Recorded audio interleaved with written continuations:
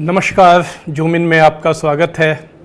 आज हम इस कार्यक्रम में बात करेंगे कि भारत आखिर चीन का कैसे मुकाबला करे।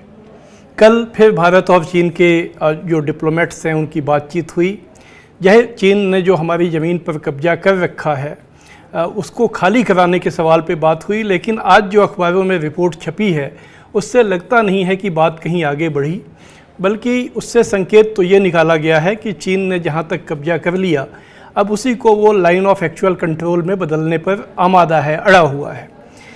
अभी तक जब से यह समस्या खड़ी हुई है, भारत ने चीन को जवाब देने के लिए जो रास्ता चुना वो आर्थिक रूप से उसका बायकॉट करना या उसकी कंपनियों को का बायकॉट करना, उनके निवेश पर रोक लगाना, यानी एक उनको जो चीन की जो आर्थिक पैठ हमारे देश में है उसे कम करके उसे नुकसान पहुंचाने का अपनाया है।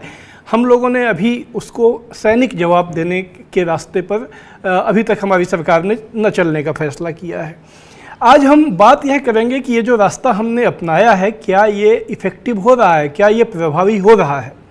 और ये सवाल आज हम इसलिए उठा रहे हैं क्योंकि अभी कुछ दिन पहले जो हमारा क्रिकेट बोर्ड है, बोर्ड ऑफ कंट्रोल, भारतीय क्रिकेट कंट्रोल बोर्ड BCCI, उसने IPL के लिए जो स्पॉन्सरशिप है पहले एक चीनी कंपनी के पास था। पहले तो BCCI ने फैसला किया कि वही उसी कंपनी के पास रहेगा, लेकिन जब देश में काफ़ी जोरदार विरोध हुआ तो उसने उसे बदलने का फैसला किया।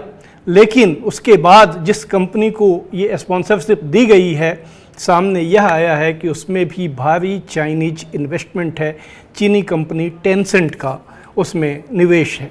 तो आखिर हमारी मजबूरी क्या है कि हम चीन को यहाँ भी बहुत इफ़ेक्टिव जवाब नहीं दे पा रहे हैं। यही आज हमारा विषय है। हम सबसे पहले इसलिए बात करेंगे स्वदेशी जागरण मंच के जो प्रवक्ता हैं उन दीपक शर्मा जी से, क्योंकि स्वदेशी जागरण मंच एक ऐसा संगठन है जिसने लगातार चीन का भी और स्वदेशी, जैसा कि नाम से जाहिर है, स्वदेशी कारोबार, कल उद्योग धंधों को बढ़ावा मिले इसके लिए काम किया है। और जब वीवो कंपनी का स्पॉन्सरशिप जारी रखने का फैसला हुआ था तब भी स्वदेशी जागरण मंच ने उसका जोरदार विरोध किया था। दीपक जी हमारे साथ हैं। दीपक जी, आपका स्वागत है। हम आपसे जानना ये चाहते हैं कि आप लोगों ने जिस ताकत से वीवो कंपनी के स्पॉन्सरशिप को जारी रखने का विरोध किया था, वही जो मजबूती है, आवाज़ है, वो तब क्यों नहीं दिखी है जब एक चाइनीज निवेश वाली कंपनी को BCCI ने स्पॉन्सरशिप दे दिया।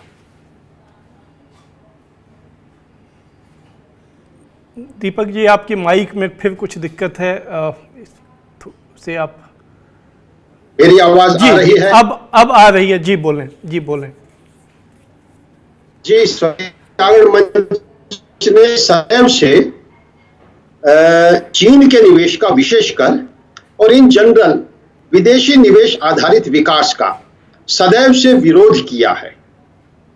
कुछ एक्सेप्शनल एरियाज हो सकते हैं विदेशी निवेश के, उनको अगर छोड़ दें तो विदेशी निवेश आधारित विकास का हमने सदैव विरोध किया है और चीन के निवेश का तो विशेषकर हमने विरोध किया है जी। और ये हमारा कोई आज का नहीं है। नहीं, तो यही तो मैं पूछ रहा हूँ कि अभी तो एक खास स्थिति हो गई है ना दीपक जी।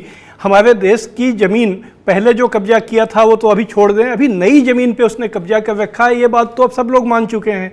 तो चीन को जवाब तो देना है, लेकिन जवाब देने का ये क्या तरीका है कि एक कंपनी को हटाया और दूसरी कंपनी को दे दिया जिसमें कि चीन का निवेश है। इस पर हम आपका क्या रुख है, क्या स्टैंड है, ये जानना चाहते हैं। स्वदेशी जागरण मंच का इस पर भी वही स्टैंड है जो कि वीवो के ऊपर था।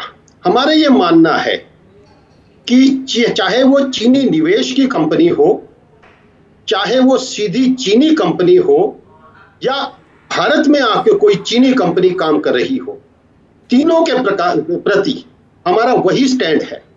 चीन के बारे में हमारे स्टैंड में कोई डाइल्यूजन नहीं है, कोई नरमी नहीं है, चाहे वो निवेश हो चाहे चीनी कंपनी हो।